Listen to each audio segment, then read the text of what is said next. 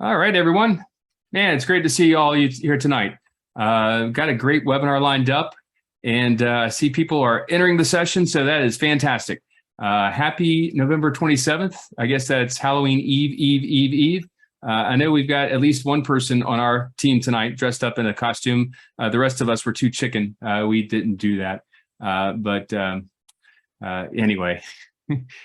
Sean, I'm sure we'll show you his costume pretty soon enough, and it's pretty good.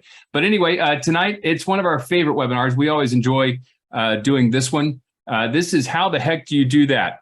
And, we get questions so often about, how do you collect information using forms, or how do you do that stuff with the webinars, or how do you do that?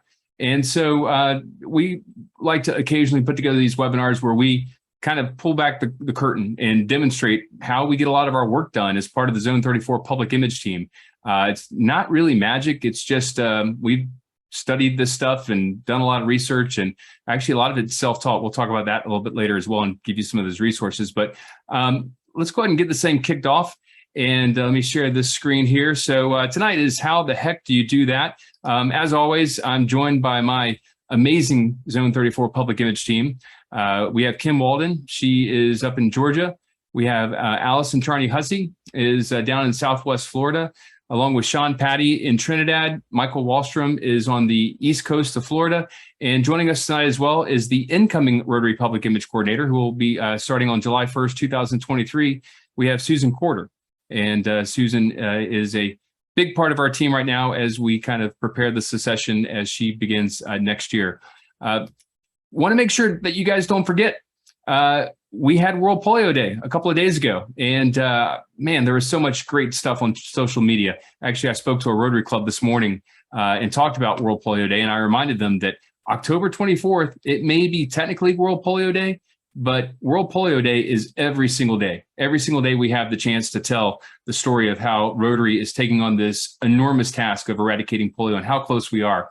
But of course, we always do celebrate that one day where we try to really emphasize the importance of this project, which is October 24th. And as part of your task as the public image citation is to record your activity for your club for World Polio Day. So be sure, actually, let's click over. I'm going to switch over to the website. I've got a couple of things I want to show you over here. So this is our Elevate Rotary website.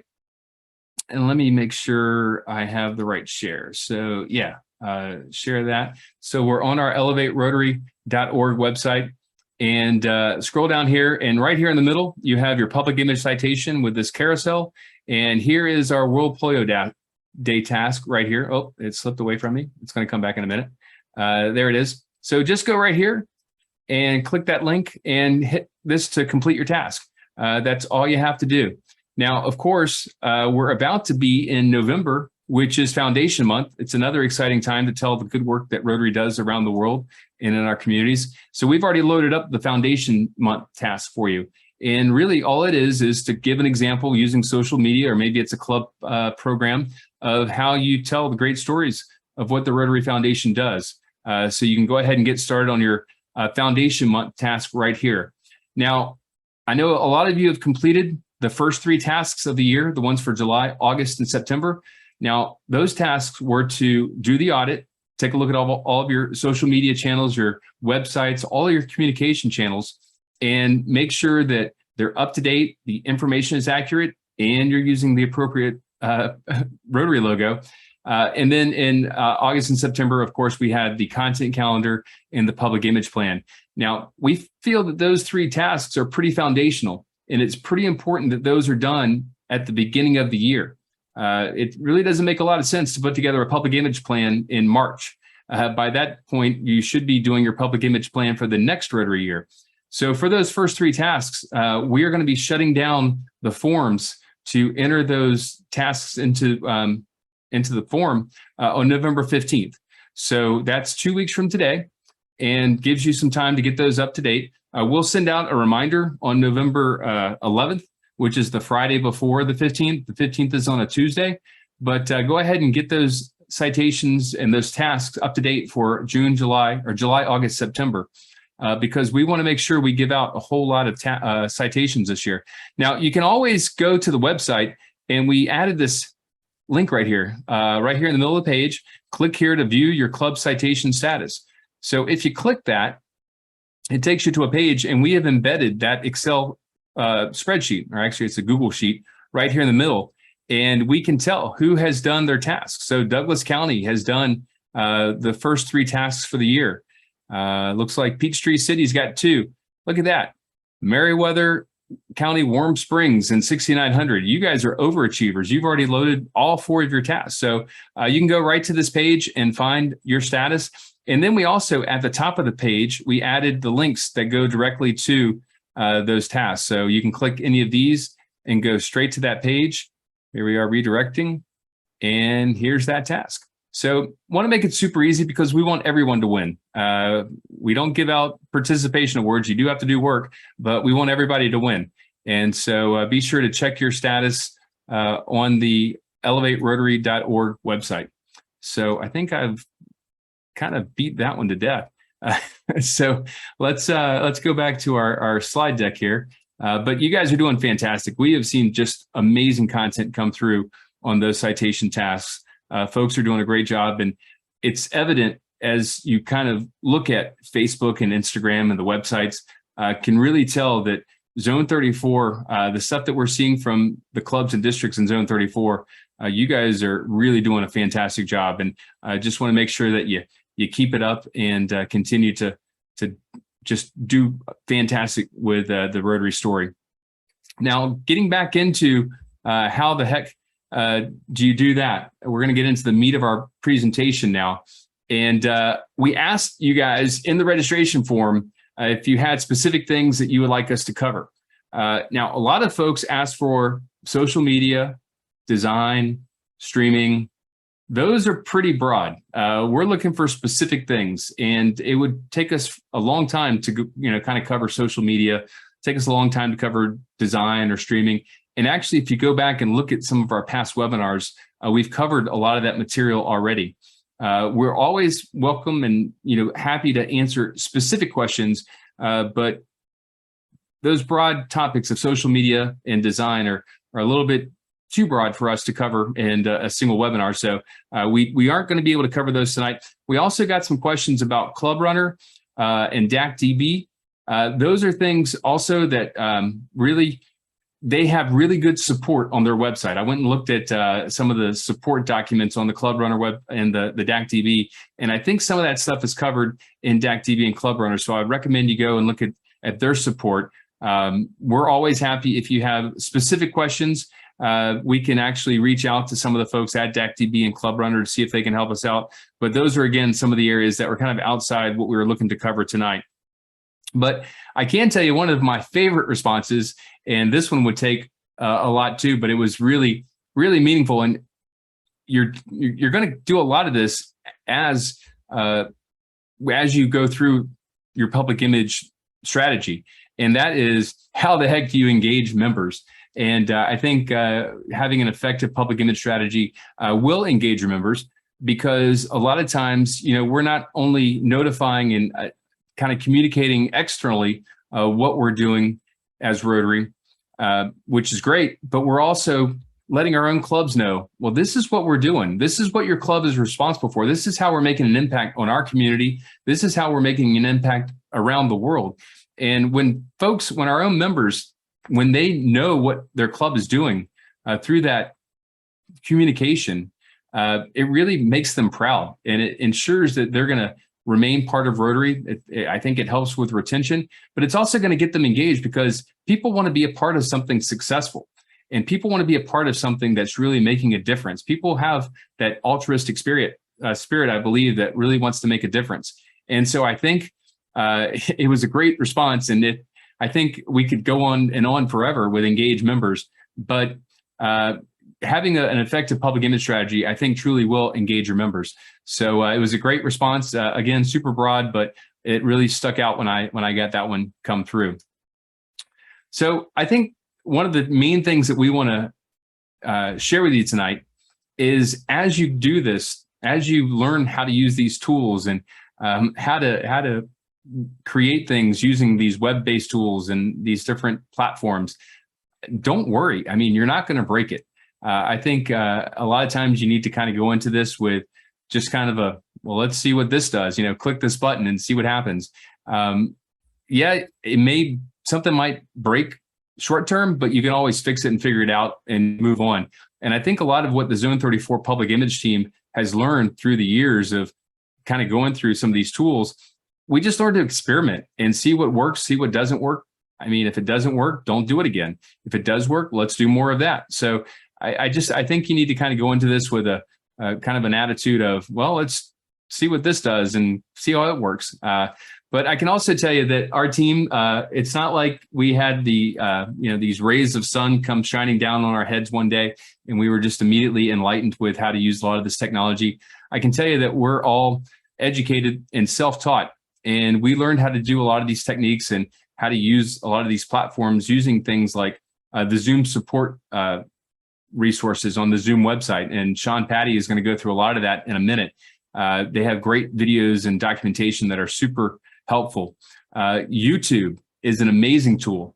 And I know there's a lot of content on YouTube, but you can find so much of what you're looking for that can help you with your public image strategy and how to use these technologies using YouTube. Google is your friend. Absolutely. You can Google pretty much anything. And we know that a lot of times maybe Google and YouTube isn't going to be a super specific example of maybe what how a Rotary Club wants to use a tool or a technology or a platform. And so later on in this webinar, we're going to show you how the Zone 34 team is actually going to try to make some of these demos very contextual to a Rotary Club or a Rotary district so that it has kind of a Rotary flavor to it. So you can see the demo from a Rotary perspective of how you might use that technology or how you might use that platform. So we do have some resources that we're going to show, doing some demos, and it's from a Rotary perspective. So that's going to come up later on in this webinar. But for right now, we're going to hand it off to Sean Patty, because one of the areas that you guys really had a lot of questions around was Zoom and Zoom best practices. And I know, we're kind of post-pandemic outside of COVID now, and we're not doing perhaps as many or completely online meetings. Maybe we're doing hybrid. Maybe we're just doing Zoom as webinars, or maybe we're doing Zoom as just occasional meetings within our clubs or our districts. There are some best practices, though, that Sean has kind of pulled together and is going to teach you tonight that I think are super helpful, whether you're heading up maybe a zone coordinator team, or maybe you're heading up a zone initiative, or maybe you're heading up a club or a district and you just want to know how to use Zoom better. That was a question we got a lot of. And so at this point, I'm going to hand it off to Sean and let Sean talk about some of the Zoom best practices. Go for it, Sean. Thanks, Marshall. So as Marshall said, a lot of questions that we get center around Zoom. We all kind of had to grow and live on Zoom for a couple of years during COVID. Out of necessity, we have the advantage now that, what Zoom provides, which is, even though we're back and meeting in person and whatnot, Zoom still allows us to connect with people all over the world. It's a tool that is not going to go anywhere. It's not going to disappear from most clubs in their daily or weekly or monthly routines, whether it's club meetings, whether it's, special events, even at district, zone, and Rotary International levels. Online events and online meetings through Zoom are still happening on a consistent basis, just because it provides a much wider reach. And when we look at things, from the perspective that Rotary's preaching as far as diversity, equity, and inclusion, particularly when it comes to the last one, right? Inclusion, to be inclusive for more and more people, that's what Zoom allows, because we can reach a lot more people. We can provide them with access to information, where versus if it was just something in person, if you're not there, you miss out. So we're going to kind of run through really quickly and at a high level some best practices when it comes to Zoom. I know there may be a lot more detailed questions that come up, and similar to what Marshall said before, when it comes to if in this case it's Zoom, or if it's social media stuff, or if it's streaming stuff, feel free. You can reach out to your district public image chairs with specific issues and questions. You can shoot emails to the zone team as well with specific issues and questions. We don't necessarily have to wait for these kind of once a month webinars to help you guys out. So that's just me saying, if we don't get to what you want to get an answer to tonight, you can always send us an email and we will definitely get back to you and help you guys out. But also reach out to your district public image chairs as well, because they're great resources to help you and your clubs. So first thing in Zoom, I'm going to start at the basic, right? And one of the basics that a lot of people may not necessarily delve into when they subscribe for a Zoom account. And I'm going to predicate most of what I'm going to say in all of these slides are assuming that you are using a subscription account with Zoom and not a free account. In most cases, you're going to need a paid account, a subscription account, in order to do stuff at a club level, whether it's your regular meetings, otherwise you'll get stopped and cut off at 40 minutes, or whether it's, a special event where you're going to have a lot more people attending. So again, this is for paid accounts, or pro accounts, as other people know them. So one of the first things you want to do is go into the settings, explore the settings, see all the different things that you can turn on and turn off, that you can have preset as part of your Zoom account. What that's going to do is it's going to help you understand all the different features that are available with the type of account that you have. Some of them will be applicable to meetings. Some of them will be applicable to webinars. Some of them will deal with how you schedule stuff. Some of them will deal with virtual backgrounds. Some of them will deal with surveys and polls and Q&As. Again, it's just a really good jumping off point to give people an idea of, hey, Zoom is not just me, a camera, and a mic. It's all these other little things and all these other little features that you can tweak and turn on and turn off and customize depending on what you need in general or specifically for a particular event. So that's the first thing I'm going to say is, before you schedule anything and if you haven't done it as yet, even though you may have a Zoom account for a while, check the settings, go in, explore it. It's going to be a really good resource for you. One of the first things we get a lot of questions on, and I've been getting a lot of these questions even before COVID, is in Zoom, you have these two kind of main environments or ecosystems that you can work in, right? Zoom meetings versus Zoom webinars. And everybody always kind of wants to know, well, hey, what's the advantage of one over the other? Why should I use meetings versus why should I use webinars? There's a lot of differences and a lot of similarities between the two, and I'm not going to waste a lot of time going through them point by point. We actually have a little video up on our Elevate Rotary website that goes through it in a little bit more detail if you ever want to check it out. But the long and short of it is, in most cases, meetings are meant to be more interactive. It's where you have a fixed number of persons that are going to be kind of speaking to each other, where you need each person that's going to be there to at some point say something or contribute, versus a webinar environment, which is what we're in right now, where it's only going to be a small number of persons, most of that are going to be speaking and contributing. Most of the persons who are in attendance are just really watching. Each environment, meetings or webinars, again, offers different types of control. So like right now, because we're in a webinar environment, no one can turn their video on, no one can unmute themselves. That's just because it's meant to be this small group of people, which in webinars are called panelists, that have the ability to show themselves or to be heard. Everybody else is really just watching on and listening in. In a meeting environment, anybody can turn their camera on. Anybody can be unmuted or be given the ability to mute and unmute themselves. And again, it's meant to be more interactive. So first and foremost is determine what type of environment you want your event to be based on, what you want to do in the event, how you want things to flow, how much control you want to maintain over it versus how much control you want to give everybody else that's going to be in attendance. Next one is going to touch on Zoom support. So Marshall mentioned, when it comes to things like Club Runner and DACDB and a lot of these other platforms that we get questions on, one of the first things that we would advise everybody does is always go and check out the support pages for these applications and systems, right? And Zoom has a pretty decent support page. You can type something into that search bar, and most of the times it'll spit out different types of results, right? Whether it's support articles that they themselves produce, whether it's community-based contributions from other users. 99% of the time, usually you can find an answer to your question using the support page. It's just a matter of having to maybe wade through a couple different results to find exactly what you're looking for.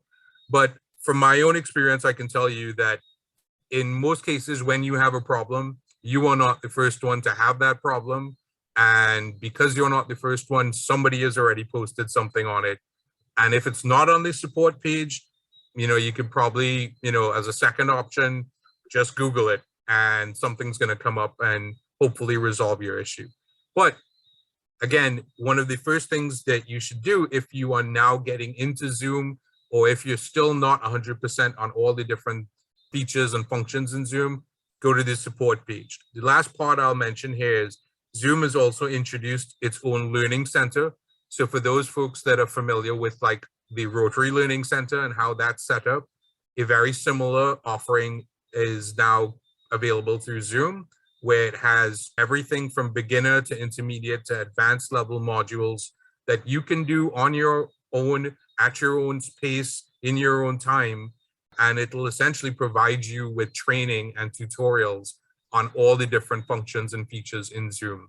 So if you have never looked at it and you want to maybe beef up your Zoom skills, through the support center, you can access the learning center in Zoom and do different modules. One more thing that I would point out to folks is a lot of these platforms do their own special events, their own special training events. And actually next week, Zoom is going to have what's called Zoomtopia. And I've been to Zoomtopia a couple of times, and it is all online, interactive training sessions. Some of it's very basic, some of it is very advanced. And just do a Google search for Zoomtopia. It's scheduled, I think, for next Tuesday and Wednesday.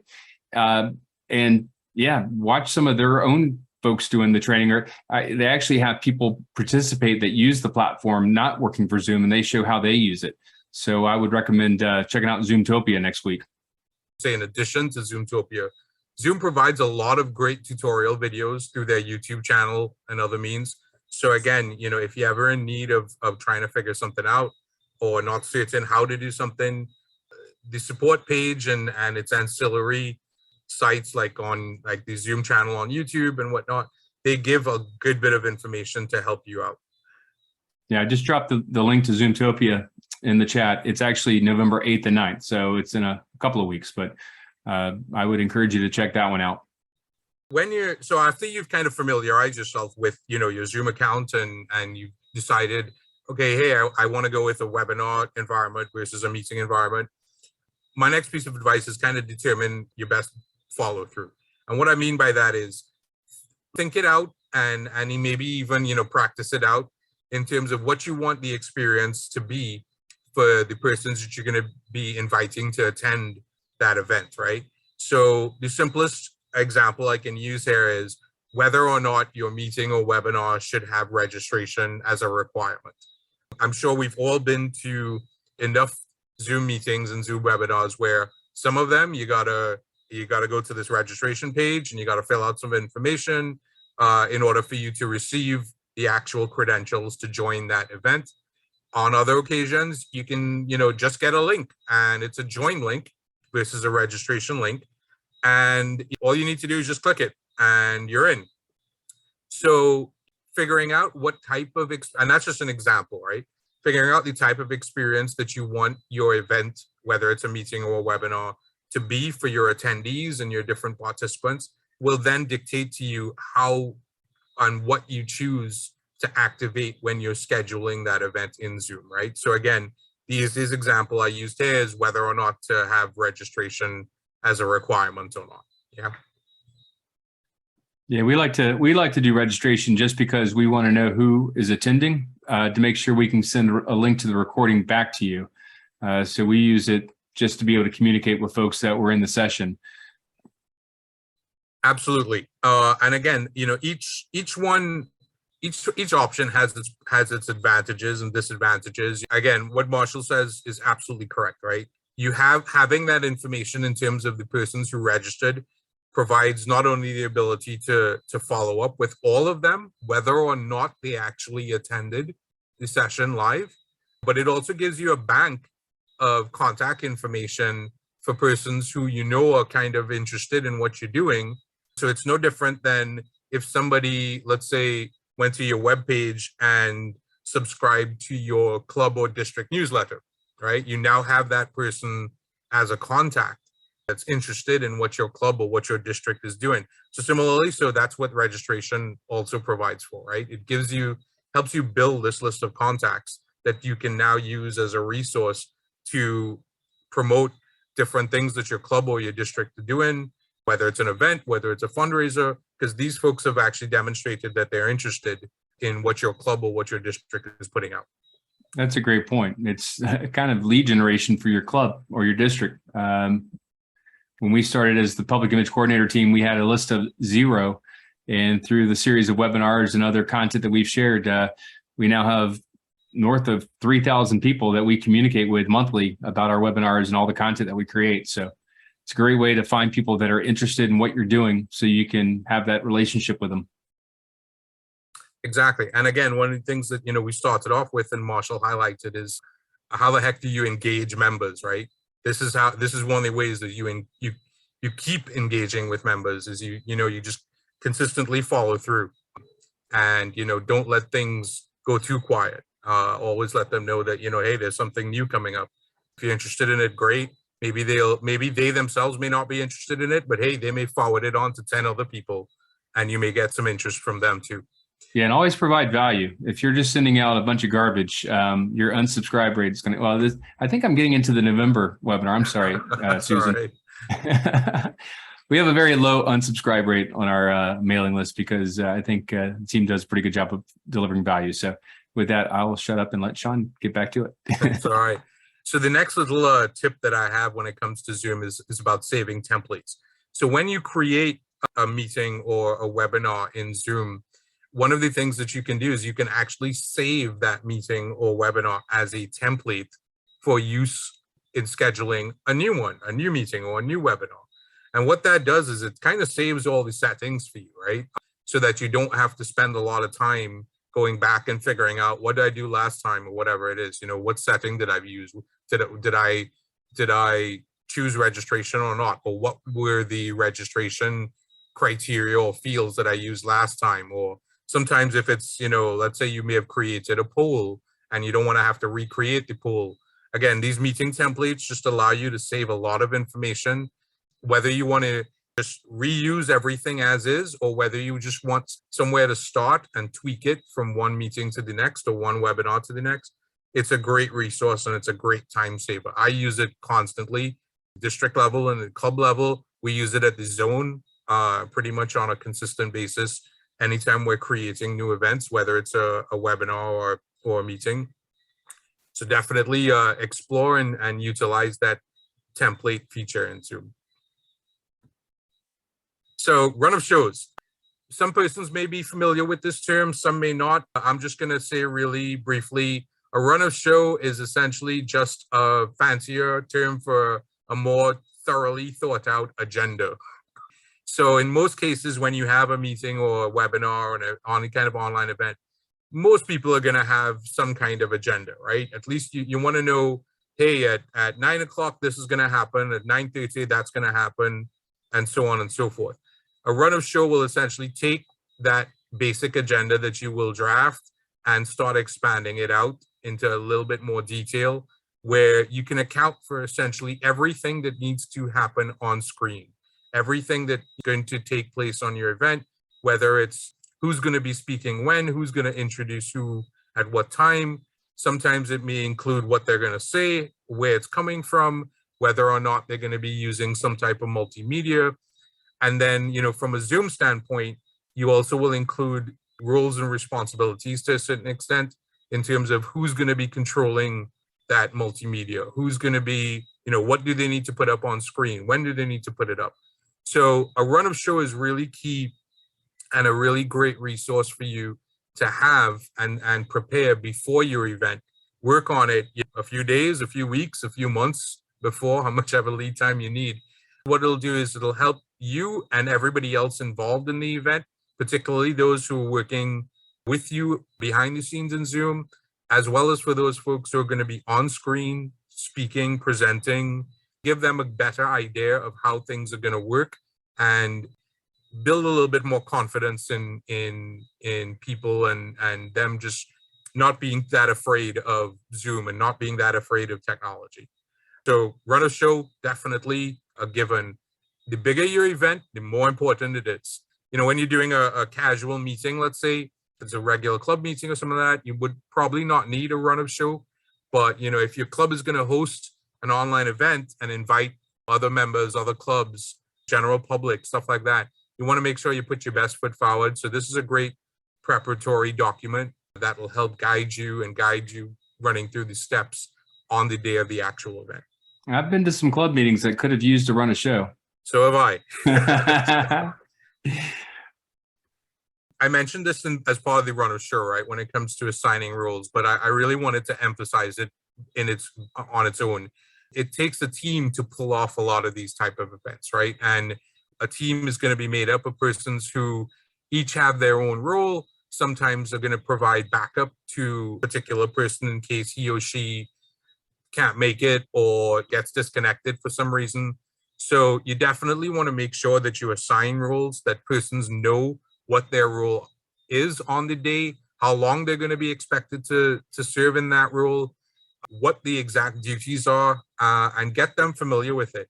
Obviously, it's always better to choose people who have a certain level of familiarity and expertise in a particular role. You know, everybody has to start somewhere. So even if it's somebody who does not have a lot of experience or expertise, but has enthusiasm, I'm using a lot of E's, sorry, that's fine too. They can learn on the fly. Again, point them to the support page, point them to tutorial videos. They can figure it out. It's not that difficult. And as Marshall and I will probably keep saying, you can't really break anything. But on the day itself, you don't necessarily want them to be the folks who have no idea what to do, how to do it, kind of thrown into the deep end. So assigning these roles, making sure that they have a little bit of experience and expertise prior to the day of the event itself is key. Backups are always great for certain positions in case something goes wrong.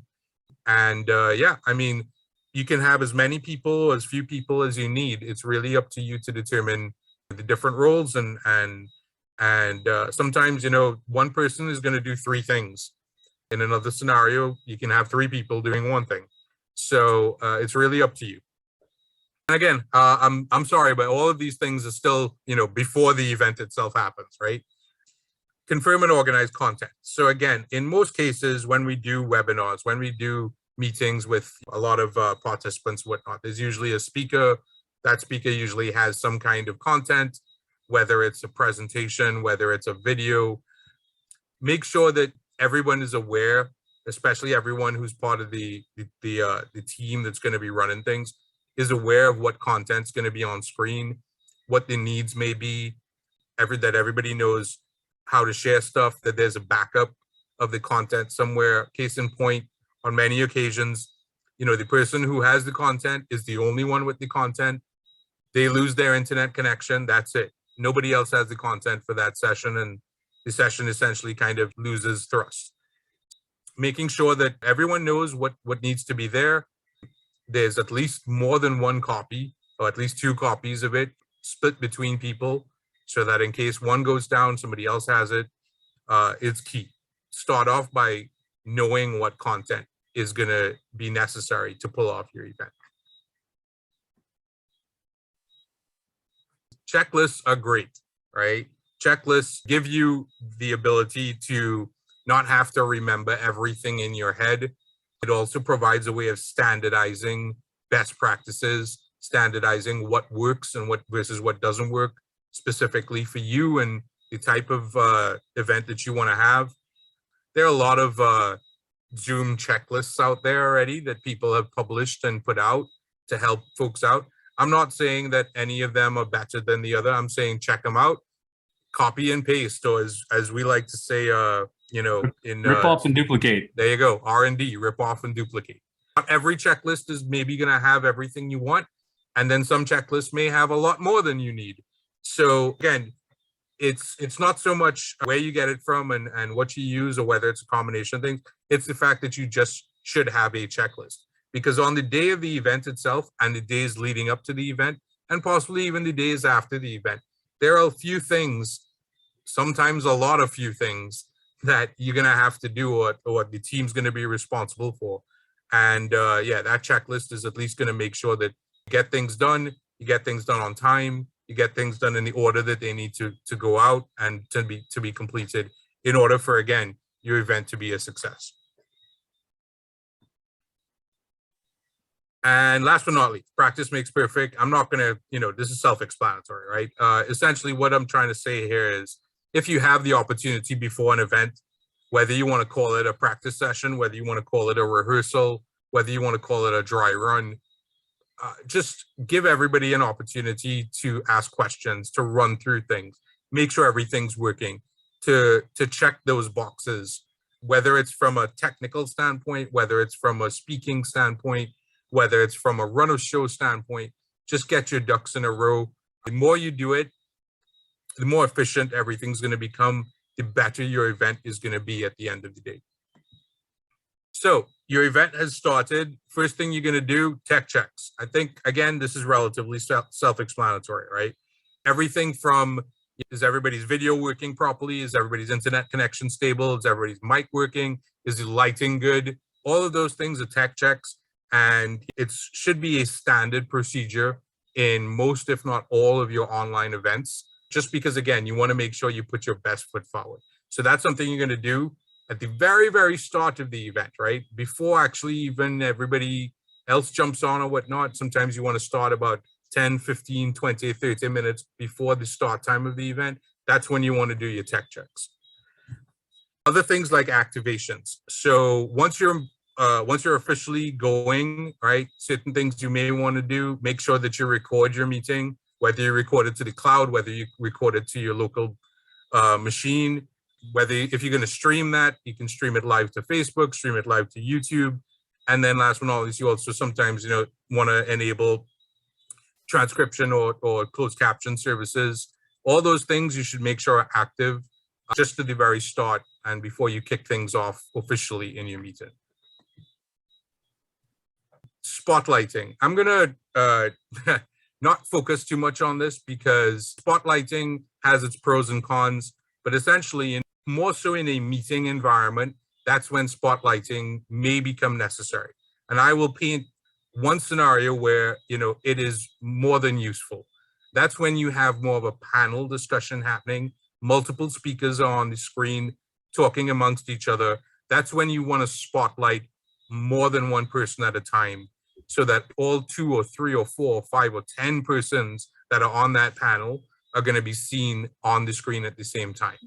Other than that, spotlighting, again, can be useful, but it can also be a bit tricky because sometimes, I'm sure some persons may have experienced this, you would have activated somebody and they are in the spotlight, they stop talking, somebody else starts talking, but that other person who stopped talking is still spotlighted and the screen hasn't switched over to the new person who's talking. So it can get a little tricky. I will say, be a bit wary when using it, but definitely use it if you're doing any kind of panel discussions where you can highlight more than one speaker on the screen at the same time. During the event itself, be ready for anything, right? There are a lot of X factors involved there. It's technology, it's electricity, right? It's the internet. it's people. So yeah, it's the internet. Any number of things can happen, right? Again, we've all been in situations where somebody's lost their internet connection. We've all been in situations where you may have practiced it and in the practice session, somebody shares their screen without any issues, but then on the day itself.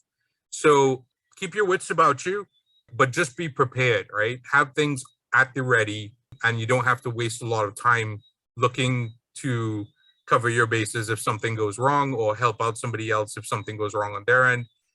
It should really be at your fingertips, or at least at somebody's fingertips who's part of your team, right? So after the event, once everything's done, you want to definitely find and download your recording. Sometimes if you're recording to the cloud, great. If you're recording to your local machine, again, through the Zoom web portal, you should be able to find all your recordings, regardless of whether you did it to the cloud or to your own computer. Zoom logs everything through the web portal pretty decently. I said find or download. I'm not saying everybody has to download, but you should definitely at least know where your recording is. So if you need to download it or if you need to access it, it's not going to be a matter of you having to search for it forever. I know we have heard anecdotal evidence that if you record locally to your computer, the quality might be better than if you record to the cloud. May not be as convenient, but there is some evidence that if you want to have a really nice recording, you may want to record locally to your computer. Also, I know Sue from Villages Evening asked about uploading videos to Vimeo from Zoom, and if that's possible. And that's actually something that Zone 34 Public Image Team does a lot of, is we've used a Zoom plugin. Is it a Zoom plugin or a Vimeo plugin? It's one of the two, where at the end of every session, it automatically takes that Zoom recording and puts it over into our Vimeo account. And at that point, we can share it with others. Now in Vimeo, we use Vimeo a lot. You can actually edit it, so you can cut out the beginning and the end if you want. So there are some plugins that allow you to automatically store that information into your Vimeo account. So that's kind of a cool one. I know a lot of people use YouTube. There's probably something in YouTube out there as well, but there is a way to do it with Vimeo. Sue, that does work. It's only when you record to the cloud. It doesn't work with the plugin when you record to the computer. Correct. So I think, just like a lot of these other options, right? There are pros and cons for each one. As Marshall said, by default, a local recording or a recording to your local machine would probably give you a better resolution and a better quality of video. But again, there are different things in Zoom that are available to beef up cloud recording qualities as well.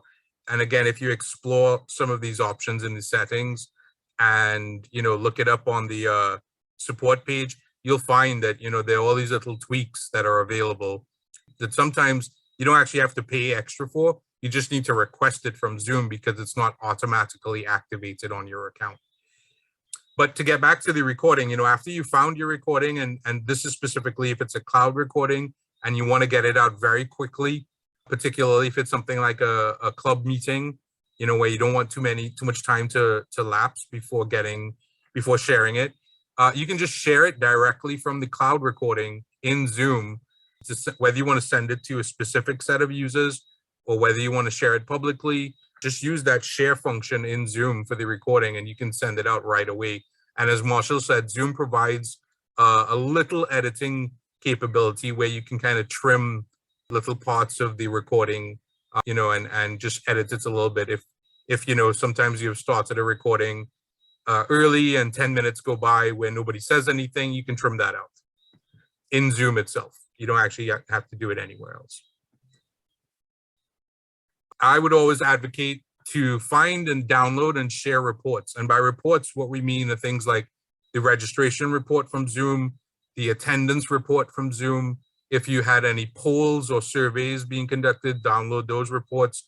Those provide a lot of good information. If you can use it, great. It's always better to have it and not need it than need it and not have it. Sometimes, particularly when you're running a lot of concurrent sessions and whatnot, you kind of always want to know where people were, who was attending what. That's where reporting and these reports that are available through Zoom come into play. So definitely, I would always advocate to use the reporting tool in the web portal for your account. Find the reports that you need, download them. In most cases, these teeny tiny files, so it's not going to take up any space on your machine. You can always, email them to other people and just share the information. This is an optional one, and I will emphasize optional here, right? You can always download, whether you did a cloud recording or local recording, you can download the video and then edit it, right? Not just trim the beginning and end, but you can add different elements to it. If you want to add a nice little intro that your club has, if you want to add other video to it as well, it's up to you. Editing takes some time. It requires, in most cases, it requires additional software. There's a lot of editing software out there, some really good free ones, some really good paid ones. It's up to you. But at the end of the day, you want to, again, try and put your best foot forward. If that means editing the video, creating a certain template so that all the things coming out of your club or coming out of your district have a similar look to it and are branded correctly, that's a pretty good reason to edit videos right there, is to brand them correctly. I would definitely advocate for that option. And then last but not least, I know whether or not you edited your video, you definitely want to share it, right? So even before, when we spoke about sharing the raw video directly from Zoom, this is more about public sharing, right? This is about getting it out there, getting this product that your club or your district has made out to the general public. So it's not just members are included, but it's everybody else as well, right? It's people in other districts and other clubs. It's the public in general. So you want to make sure and you get it out there and use a decent platform to get it out there.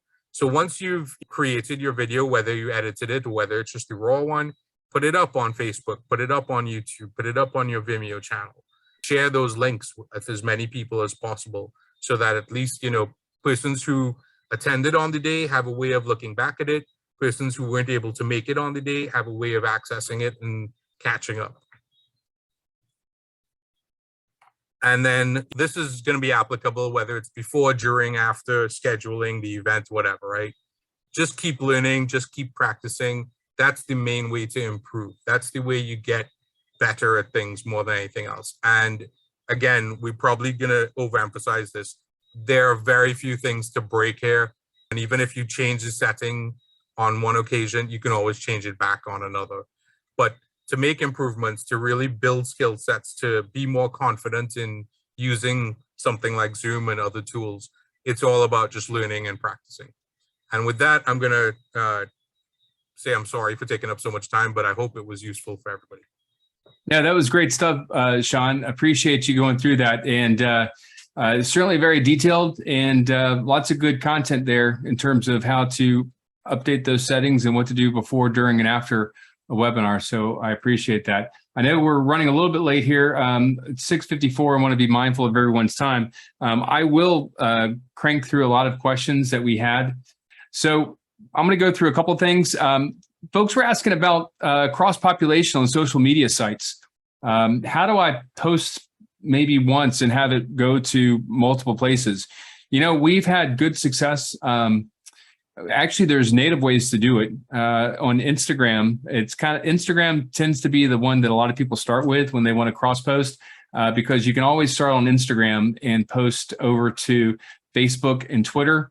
I know in the past that was the only way to do it. Although now that Facebook has bought Instagram, I think there may be ways to start on Facebook and go back over to Instagram. But it is very easy to start on Instagram, post something there, and in the settings, say that you also want to share it over to Facebook and Twitter. And so that's one way that you can cross-populate posts on multiple social media sites. And it is important to be mindful that there are kind of different voices for different channels. You're looking at different demographics. Facebook tends to skew older. Twitter seems to trend younger and angrier and more male. Although I do like to use Twitter to find out about current events. And Instagram seems to be one that is kind of in the middle, but it's more diverse and has a more casual, I think, voice. So that's one way, is just to use the native settings inside of Instagram. However, on the Zone team, we use a tool called Zapier, and that makes it pretty easy to cross-post from one channel to another. It's essentially, post in one place and then go to several other places. You can also create some more complex automations where if you want to maybe save the photo that you're posting into a Dropbox, you can kind of add that into the flow as well. So that's Zapier, Zapier.com. And maybe if I can get, hey, Sean, can you add Zapier to the chat so folks can check that out? It's free for the first, I think you get 5 automations in Zapier. And after that, you do have to pay. Another one is If This Then That. That one's been around forever. They've changed their pricing model a couple of times. I'm not sure if they're struggling or trying to stay in business, but If This Then That is one that has been around probably for about 10 or 15 years. And that's another good one as well. And that one may be the most user-friendly because they have a lot of what they call recipes or automations already built in. So you may check out If This Then That. It's ifttt.com as a way to cross-post from multiple social media sites. So that's those are a couple of ways to do it, either doing it natively inside like something like Instagram or using an additional tool.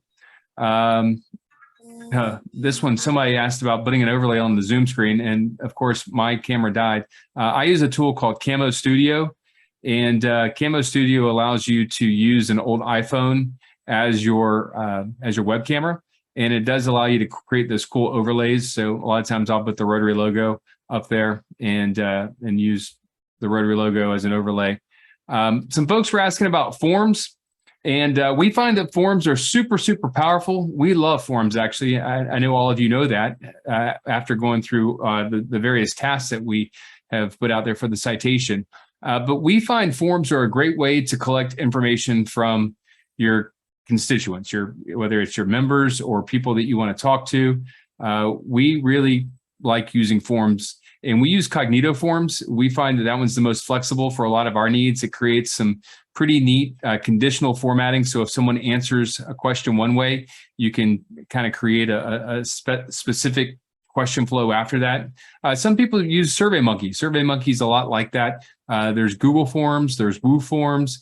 But I think what we like most about using forms is the ability to collect data. We have collected so much great data from the folks in Zone 34 through the citation that we are able to use to help us improve what we deliver to the zone, to the districts and the clubs. So it's a great way of collecting data that can be reusable. You guys share with us photos of what you're doing out in the zone, and we reuse that in a lot of our materials, and we just find it's very powerful.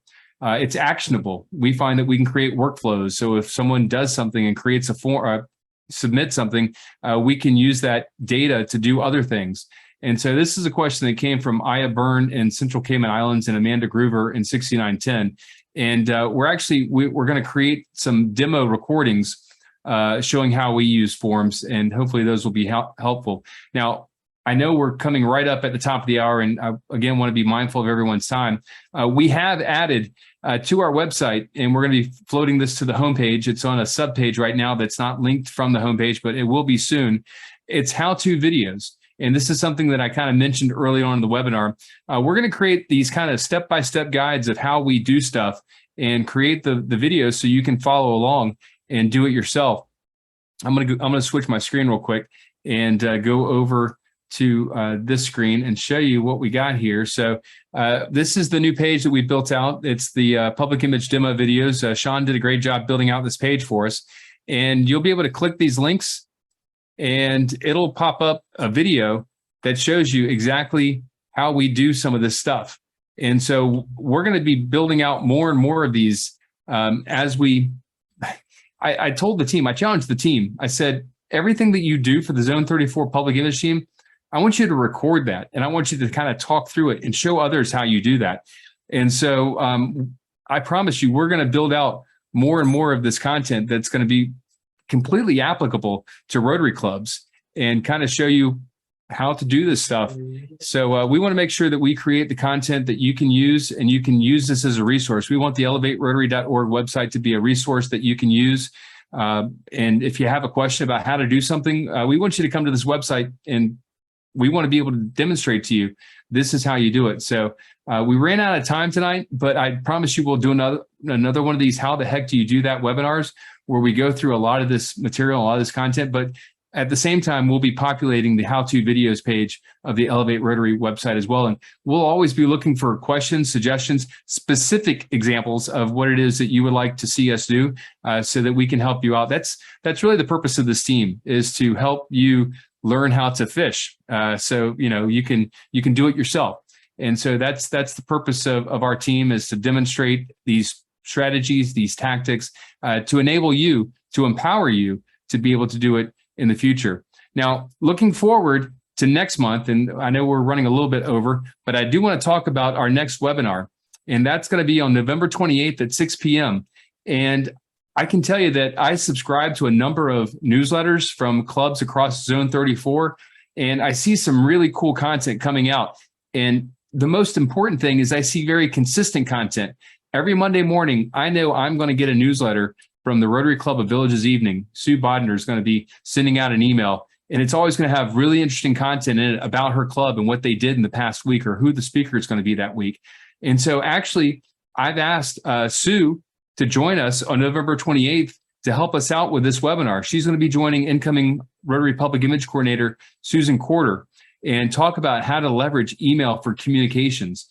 Email is so powerful. Everyone always thinks about social media as kind of that end-all be-all for public image, but email is so much more powerful because with email, they've said, I'm interested in what you have to say, and I am going to give you access to my inbox to be able to share that information with me on a regular basis. Social media, I've heard the metaphor is it's like having the most popular McDonald's in the world, the busiest McDonald's in the world, but it's on top of a volcano that at any moment could erupt. You may have a social media channel that is doing amazing, but at some point, Facebook, Instagram, or Twitter is going to change their algorithm and it's going to destroy everything. And you may not get the traffic or the visibility or the reach that you do. With email, you're always going to have access to people's inboxes because they said, hey, listen, I want to hear from you. I want to know what it is that your club is doing or your district is doing. And so we find that it's a very important tool that we can use to use in public image, in our public image strategy. So November 28th at 6 p.m., that's going to be incoming RPIC Susan Corder. And actually, Villages Evening Club president, Sue Bodner, she was the club public image chair last year, did a fantastic job, and now she's the president. They'll be doing that webinar on November 28th, and so I know you don't want to miss that. We'll be adding the link to register for that to the elevaterotary.org website later on this evening, and it'll also be in the follow-up email that you receive from us to register for that. As always, I want to remind you, this is our team. We're here to help you. We're here to teach you how we do the things that we do so you can tell the Rotary story and help us grow our great organization so we can do even more amazing things around the world. I appreciate everyone joining tonight. I appreciate your time, and thank you for all you do for Rotary. Have a great night, everyone. Take care.